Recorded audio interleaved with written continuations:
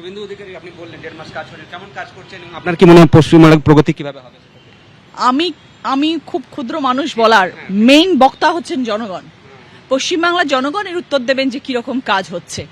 আমরা সাংসদ, আমরা আজকে এনডিএ গভর্নমেন্টকে সাপোর্ট করছি, আমরা শুভেন্দু অধিকারীর পাশে রয়েছি, আমরা শুভেন্দু অধিকারীকে সাপোর্ট করছি। আমি জানি উনি ভালো কাজ করবেন, কিন্তু তারপরেও যারা সব থেকে বেশি উপকৃত হবেন তারা হচ্ছে পশ্চিমবাংলার জনগণ, এবং তারাই এবার উত্তর দেবেন যে তারা কতটা উপকৃত হচ্ছে।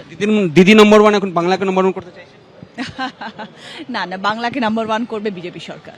আমাদের যে ভোট দিয়েছে তারা তো জনগণ ভোট দিয়েছে, ভোট দিয়ে আমাদেরকে জিতিয়েছেন এবং আমরা জিতেছি তাদের জন্য, এবং যারা আমাদেরকে প্রত্যাশা নিয়ে ভোট দিয়েছেন যে দিদিকে যদি আমরা সাংসদ হিসেবে পাই তাহলে আমাদের কনস্টিটুয়েন্সিতে কিছু কাজ হবে। আমার মুখ দেখার জন্য তো আমাকে ভোট দেননি, আমাকে মুখ তো টিভি চ্যানেলে দেখতে পাবেন, আমাকে যখন অনুষ্ঠানে নিয়ে যাবেন তখন আমাকে দেখতে পাবেন। রচনা বন্দ্যোপাধ্যায় সে ফিল্ম স্টার, তাকে যখন ইচ্ছে দেখতে চাইলে দেখতে পাবেন। আমাকে ভোট দিয়ে রাজনীতির মঞ্চে জিতিয়ে এনেছেন বিকজ তারা চেয়েছেন দিদি আসলে হয়তো আমাদের কনস্টিটুয়েন্সিতে ভালো কোনো কাজ হবে। যেটা আমার সব থেকে ইম্পর্টেন্ট কাজ সেটা হচ্ছে গঙ্গার ইরোশন, বলাগড় ভাঙন, এবং সেটা এত বড় একটা কাজ, সেখানে যদি আমি সেন্ট্রালের সাহায্য না পাই আমি সেই কাজটা করতে পারবো না।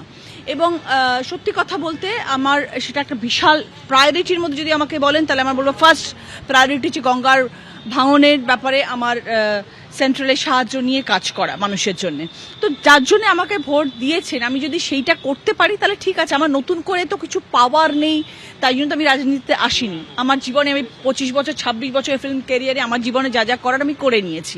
এখন আমার শুধু মানুষ যেহেতু আমাকে ভোট দিয়ে জিতিয়েছেন, কিছুটা আমার দায়বদ্ধতা আছে তাদের প্রতি, তাই জন্যে আমার কাজটা করতে হবে। এবং কাজটা তখনই আরও করা সম্ভব হবে যেটা 50 বছরে হয়নি, সেটা হচ্ছে সেন্ট্রালে যারা আছে তারা স্টেটে রয়েছেন।